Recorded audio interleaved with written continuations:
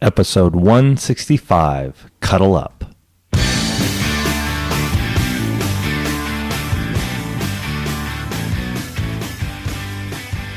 Welcome back to the One Extraordinary Marriage Show, where we talk about sex, love, and commitment. I'm Tony Lorenzo. And I'm Alisa Lorenzo. And we are excited to have you here with us this week. We have a fun show lined up with you, and it actually all happened just a couple of nights ago. And while we were having some fun, the after sex. Yes. The after sex part of it was what led me to feel a little disconnected and not really where I wanted us to be. So that's where this week's show is coming from. Before we get to that, though, if you need to get in touch with us, like we've had listeners do over the years, you can contact us at 858-876-5663 or just to our general email, which is at info@oneextraordinarymarriage.com. We get those. We read those. We're trying to get back to all of you. We're trying. We're just following behind as, gosh, you guys are just amazing by sharing the show with so many people, and we are just falling behind a little bit right now. And that's a blessing. Oh, it totally is. That is a complete blessing, and so don't stop writing into us. Don't stop with the voicemails. We love them. It lifts our days to know that we're having an impact, that God is using us to have an impact in your marriage, in your relationships. So keep them coming. Keep them coming. We'd love to hear from you guys. Yeah. So we're going to start this week off with a call-in from a listener, and it's going to jump into cuddle up. Mm-hmm. So having that cuddle time with your spouse. So let's get on with it, and here we go. Recently found your podcast and have randomly been listening to them and have been tremendously blessed and challenged. I want to ask you about a situation and get your opinion. I am, quite frankly, very excited about, performing oral sex on my wife and conversely receiving a blowjob and that sort of thing. But, my wife is not, she's not really entertaining that, not real comfortable with that. And I like what you said about, you only go as far as the most conservative partner. But is there any suggestions that you can make to, podcasts you could recommend in regards to maybe, being,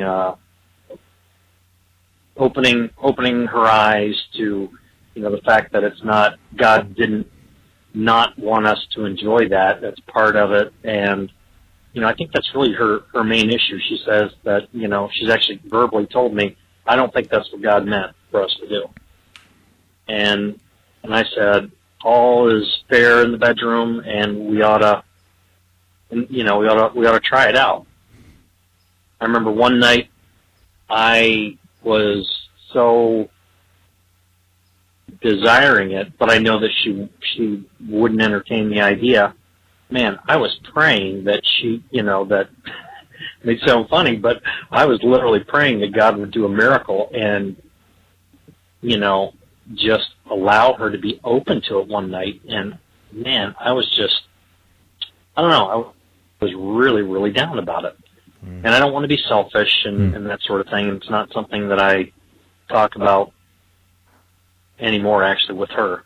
I just kind of let it go and make a few casual suggestions here or there in kind of a joking manner. But, my wife's just not open to that at this stage of the game. We've been married for 20-some years, and 22 years exactly. And, that's something I would just dearly love to, be a part of our intimate sex life. But, to date, no. So, that's a big hurdle for us, I think, as a couple. But I mean, it doesn't change how I love her. Doesn't, I mean, I love her to death. She's just, I'm so blessed to have her. I think All right. Well, I'm going to jump in here first for a couple of reasons. One is I can relate. I've been there. The second thing I would say is that the two of you need to read Song of Solomon together. I mean, you want to talk about what God says about sex in the Bible. He spells it all spells it all out right there. Specifically relating to this Song of Solomon, verse 6. Specifically to oral sex. Song of Solomon, chapter 6, verse 11. This is from the Shulamite. So this is the woman saying this. And she says... And this is out of the New King James Version. Right. She said, I went down to the garden of nuts to see the verdure of the valley, to see whether the vine had budded and the pomegranates had bloomed. I'm thinking the vine is probably the penis. I'm just going to go there since the woman's doing the talking and say... I think you're right. Well, thank you. Yeah. It was really interesting because Song of Solomon is actually what we were studying when Tony and I did our 60 Days of Sex Challenge. Right. We were studying it through a book called Intimacy Ignited and really digging into what God had to say about sex in the Bible. And I have to tell you, as a husband, I think it's wonderful that you are not forcing this on her, that you're not demanding. And I think it's also wise that you're praying for it. And the answer to your prayers may have been that you found one extraordinary marriage as, we can be a resource for you to offer encouragement, to be able to say, check out these verses in the Bible. That may have been God's answer to your prayer, to be able to say, there are resources out there. I don't know. I'm not building us up to say that we're the answer to prayer. I'm just saying that may have been one way that God chose to answer that prayer for you. The thing is, don't stop praying for your sex life. Right. Yeah. Do not stop praying. And for those of you that haven't started, now's the time. Because Tony and I have both, over the last 5 years when we started praying for our sex life, there have been different times where the desire, the passion hasn't been there. And we know it's not there in our spouses. And we're like, okay, God, can you do a little miracle here? Can you help me out? On both sides. Sometimes it's me saying, I got nothing to give to Tony and it's my day. Help me out. Or days when Tony's like, I know she's not really into this. Help her get in the mood. And I want to say something about oral sex as well. For us, it started out with me performing oral sex on Alisa for many years. And it hasn't been until recently, and I'm talking like in the last 6 months, less even. Probably last 3 months. That Alisa has actually been performing oral sex on me. And now, that may sound weird that it's taken that long, but I truly believe it's almost a progression of our intimate state with each other and where Lisa feels comfortable. So it may be one of those things where, hey, honey, maybe you don't want to give me oral sex, but I would truly desire to be able to give it to you. And again, that may require those conversations of what it is, more than just a possibly, the upbringing, sex is dirty. The only thing we do is one position, or maybe two, maybe three at the most. Those barriers need to be broken down. Those walls need to be broken down. And the only way we truly are able to do that is through emotional intimacy. It's about talking to each other and digging deeper and being willing to. And being willing to try different positions while you're having oral sex. For me, the breakthrough came, and I can't remember exactly how it happened, but we were in a different position. And for whatever reason, I was more comfortable.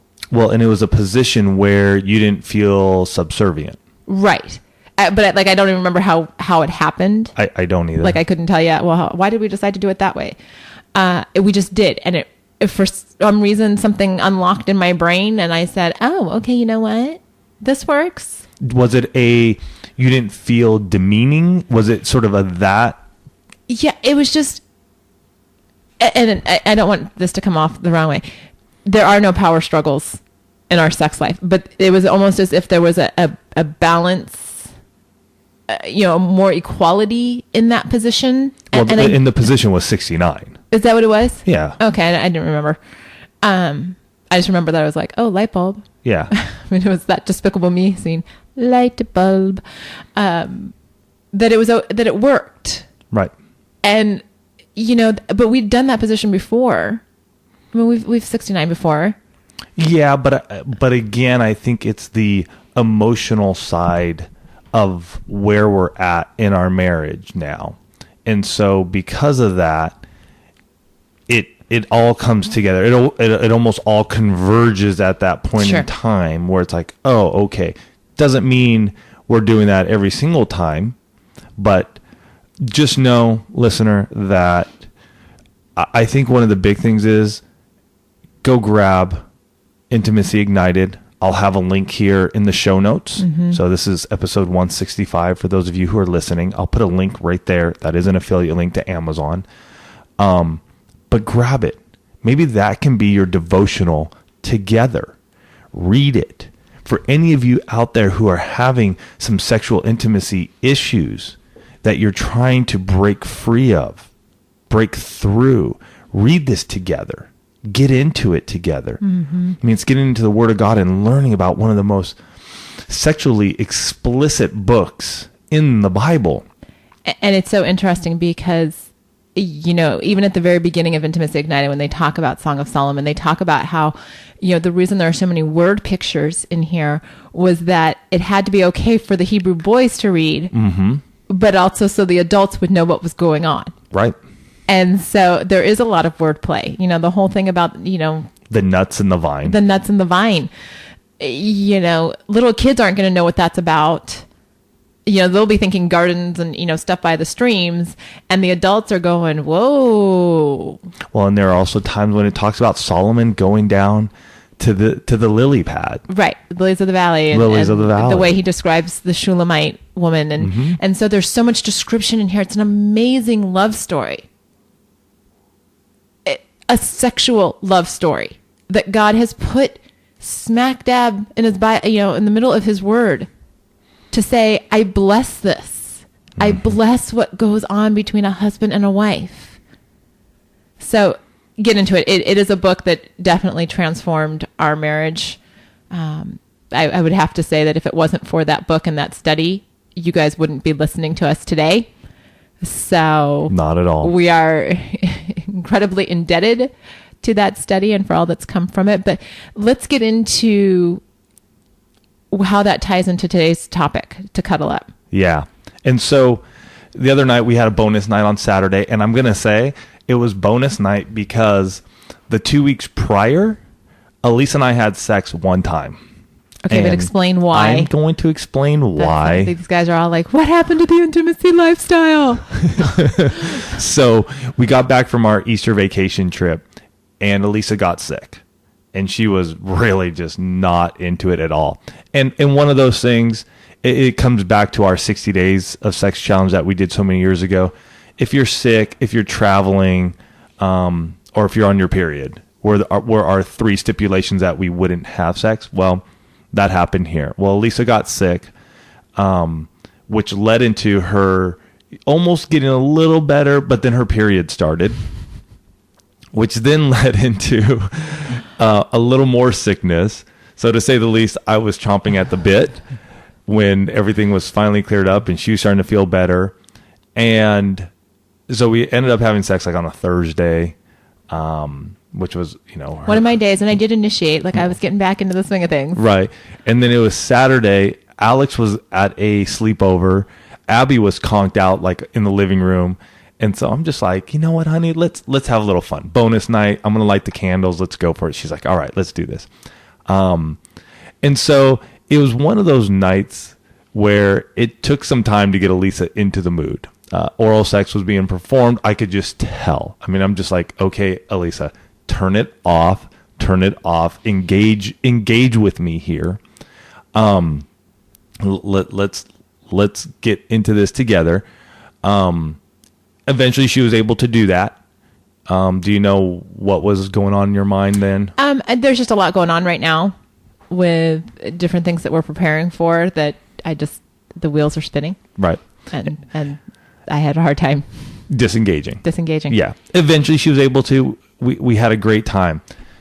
For me, though, afterwards, there was a moment, and many of you may know this moment, where one of you have ejaculated, had a good time, enjoyed it.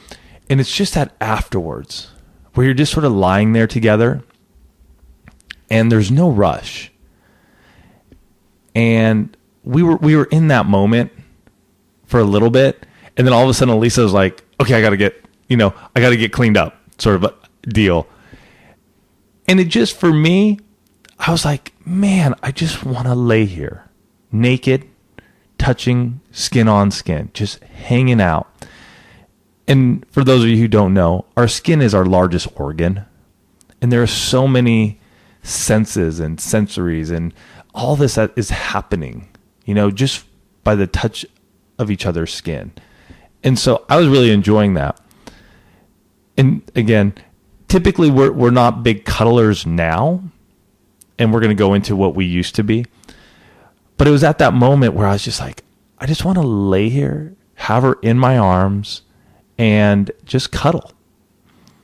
And so as I was out biking this weekend, and sometimes when I'm biking, this is where most of my podcast show ideas come up, when I'm thinking of podcast show ideas, because I'm just by myself and I'm just rolling. And so I started thinking about way back when we first, were a couple, first married, and sort of this, gosh, we didn't care about just lying in each other's arms after sex for half an hour. Oh, I mean, it's so funny. We were talking about it this weekend when he was bringing up the show idea, and I'm like, yeah, we did. We would just lay around naked. We would just hang out in each other's arms after sex. And it was so comforting. It was almost like, wow. I mean, it could be day, afternoon, evening, whatever. And for us in those early days, and I'm going to just say this because you guys may have it or may never have thought of it, we used to have just this sex towel. It was our after sex towel. And this thing was nasty. I'm going to tell you. I mean, I don't know what we were thinking. But this is like one of those, most embarrassing moments. Like, I knew he was going to talk about it, but, thinking back 16 years going, oh, you're bringing that up on the air? I know. But we used to just have this towel. And back then, and here's where I think a little bit of our dynamic has changed in our marriage and why we don't cuddle like we used to. Back then, Alisa was on birth control. And so for us, there was no, get the condom, put it on, which is what we've been doing for 7 years. 7 years now. Yeah. For 7 years, because Alisa's body cannot just handle They can't do hormones. The hormones. And so back then, though, when her body was able to, she was on birth control, we would just lie there and we would grab this sex towel. And it would just, we just sort of like wipe off. We just put it underneath us and we would just lie there. And I honestly believe that there are times when we would just fall asleep. Alisa doesn't think we ever did. I don't remember falling asleep, but it's possible. Dozing off. But it was just that time, that connection. There was the act of sex was done. It was good. And again, early in our marriage, it was never as good as it is now. So really, the sex now is much better than it was then. Oh, yeah. But the cuddling we had, usually spoon, was what we would do. I mean, there are many different ways to cuddle, and I found a fun little picture that I'm going to link to or post up on the show notes as well, so you can check it out. And it's like these little sheep doing different cartoon sheep. Yeah, cartoon sheep doing these fun little positions. But you may have different positions that you love to cuddle in. For us, that was it. And I just remember that. Just cuddling, being connected. So what has happened over those years? Why is it now that we have sex, we make love, it's amazing, it's passionate, it's vocal, it's everything we desire. But as soon as it's done, it's done. It's like, okay, we got to get up, we got to get cleaned up, and we got to get back in bed. And so that's what typically will happen. It's almost as if for us, one of the things is the condom. You know, it's like, all right, we got to get this off, and cleaned up. But one thing that I started thinking about is that too many of us think that sex is dirty. And I'm not saying that's what's happening in my mind, but I think there is a part of me that's just like, okay, we've done the act. We just need to get cleaned up. And it's not that style, that time when we were just newlyweds and it didn't matter. You know, fluids could leak and it's okay. That's why we had the sex towel. We'd wipe up with it. But now it's almost okay, sex is dirty. And I don't want to say dirty, but it's just, there are fluids. There are these things that are going on. Not that it's dirty. It's a fun and amazing thing to do with your spouse. And so for us, it's, all right, let's clean up. Well, in that process, we don't go back to bed naked. It's, all right, well, let's get our clothes back on. Let's go read now. And so I miss it. I miss the cuddle. And I was telling Alisa that. And so we start preparing for the show, and he's like, well, why don't we cuddle? It's kind of, what happened to us? What happened to all that time? And he's right. I mean, there is just the cleanliness. And here's the thing. I have had 3 pregnancies. We have 2 children. I have no desire to get pregnant. Again, Yeah. I'm good. Yeah, and so I'm agree. like, I want even though it's contained in the condom, I'm like, I want everything cleaned up. Just let's not even go there. So that's the first thing, which is what Tony was just talking about. And the other thing that I realized is we were really having some conversation on this. And I challenge you to have the conversation with your spouse this week, if this is your sex life. When I started talking to Tony about it, I realized there are just days when it's an item on my to-do list. And so it gets checked off, act is done, check off, on to the next thing. Mm-hmm. Even if that means going to bed, or, if we're in the middle of the day, going back to working on the show, going back to working on one, going back to working on something else. It's like, okay, I've fulfilled my obligation. And I'm not saying that's the way sex is all the time, but you guys know what I mean. Both men and women, you feel that there are just times when you're crossing it off your list. And it can be amazing, but you still, when it's done, you cross it off your list. You haven't afforded yourself the time to fully experience the entire experience. You've afforded yourself the time to have sex. Like, if it's 3 minutes because you're doing a quickie, or if it's, half an hour or an hour because that's the, it takes half an hour, 60 minutes, whatever it is. And you're like, okay, I know if I just budget this time, we're good. But what would happen if you budgeted 10 minutes for that quickie so you could just kind of like cuddle? It's an extended quickie. Mm-hmm. Or, you give yourself an hour and a half to say, okay, you know what? This is the only thing I'm going to do tonight. Like, we're going to have sex. And even if it means that we do get cleaned up, because like me, I'm like, I don't know, ever since I had Abby and I was like, no more babies. It's very much like, I'm like, we got to get out. You got to get out. Boom. Get cleaned up. But why can't I come back to bed naked? And that was something that we talked about. Folks, we bring this up to you because we're not perfect. It's something that we're working on in our marriage right now, and really just came to our attention just the other night. Really, it really did. And I realized how we're missing out on a really important time of physical intimacy. See, the sexual intimacy part has been fulfilled. We've enjoyed that. But there's so much that comes after that. That is just a physical touch that can allow us to connect without having, the sort of that urge to go, okay, well, I want to have sex again. And we're missing that. So we're figuring and looking at our lives and going, okay, what can we do? Mm-hmm. So in your marriage, start thinking about, what are we doing? And cuddling doesn't have to be just spoon. You know what I'm saying? Some of you, it may just be holding his forearm. It may just be the arm around the waist. There are different ways that you guys can cuddle, obviously. You know, her head in his lap, his head in her lap. It's just a form of physical touch that happens after the sexual intimacy part. Now, can cuddling happen before sexual intimacy? Sure. I mean, there are many places where you could be cuddling if you feel comfortable. On your couch. I mean, you could be anywhere. Mm-hmm. Specifically for us, though, we're talking about that time that happens after sex. Because I think too many of us included, we do look at it as something on the to-do list, and we're rushing through. We're rushing through, trying to get to the next thing, you know? And instead of going, you know what?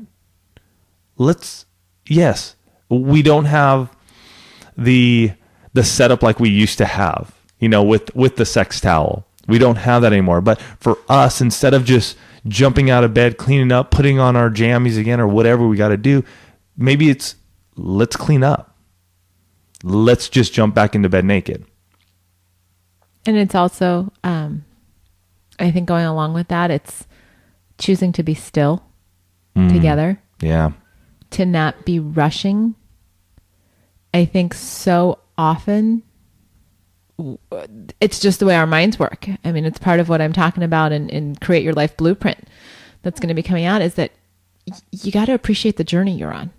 And that's coming out on April 18th. So go over to createyourlifeblueprint.com and you'll be good to go. Thank you for the plug. You're welcome. But one of the things that I'm working with women and I'm telling them, you know, you've got to appreciate this journey. We're not in a sprint, folks. And I will tell you, there are some nights my sex life feels like a sprint. Like, okay, the gun's off. We're going. Bam, climax. Whew, you know, hit the showers. Mm-hmm. And I can sense that, obviously. Sure. Yeah. Yeah. I'm, you know, Tony's not alone. Your spouses know when you're not there or when you're just trying to get through the act. Mm-hmm. And, you know, taking the time to be in the moment. You want to give a gift to your spouse? Be in the moment with them. Completely present until the moment is over. Not until you've deemed the moment over, but until the moment is over. And there is a huge difference there.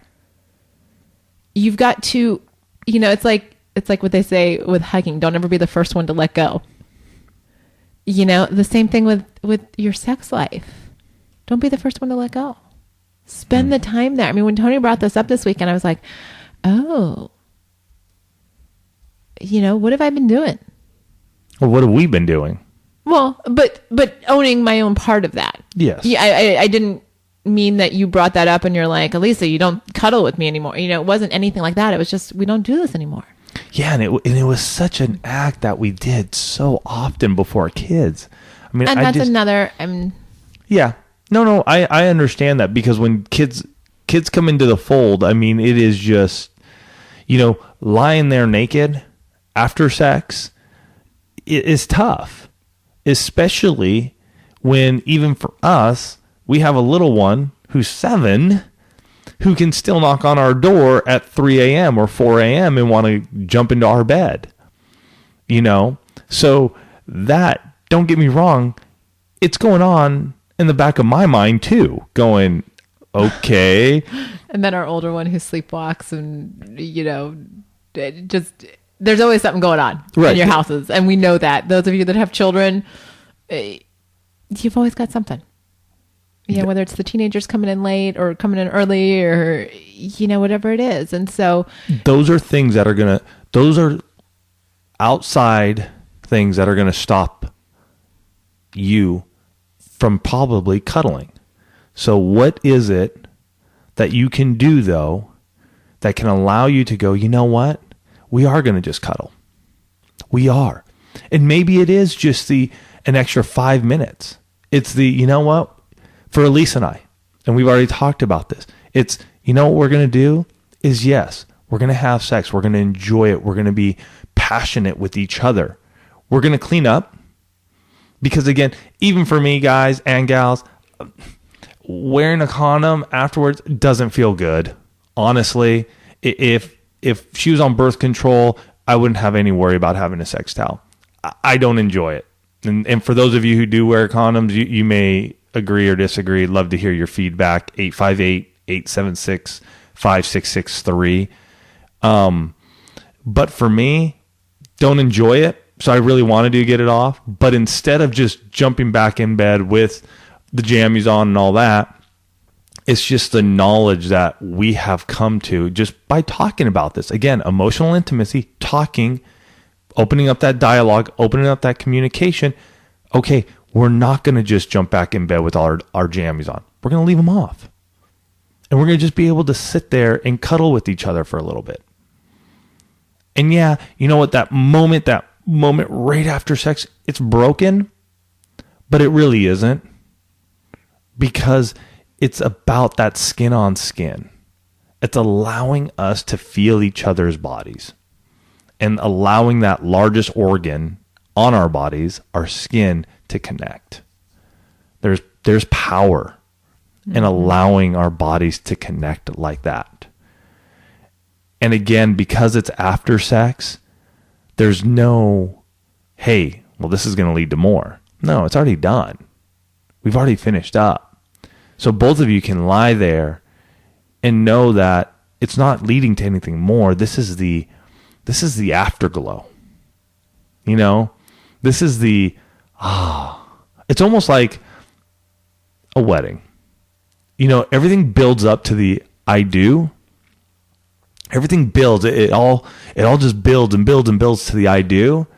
And then after the I do, it's almost like, oh my gosh, we finally did it. It's that afterglow, you know, and it's you walking out of the church or the gazebo or wherever you may have been, and people are holding sparkles over your head, or they're throwing confetti, rice. Do they throw rice anymore? I don't think you can. So. Right, birds. Yeah, birds. So whatever you may blowing bubbles. Yeah, blowing bubbles. So it's almost that afterglow of that wedding day. And this is that afterglow. That time where we get to just spend some time together and everything's done. Mm-hmm. It's just sort of like, I just want to hold you. And again, your cuddling position may be different, and I'm sure it is, than mine and Alisa's and anybody else's. But it's one that you guys are able to go, that's ours. Yeah. That is ours. And for Alisa and I, it's spooning. Mm-hmm. We enjoy that connection that we have from chest to, almost all the way to our toes. Yeah. Sometimes we get all wrapped up in there. It's like a crazy twister position. Yeah. You know, so it's an easy fix. Making the choice to cuddle is an easy fix. The challenge will come in making the time to do it. Yeah. And in choosing to have the time to do it. And that's all this is. It's a choice to spend that time with your husband or wife.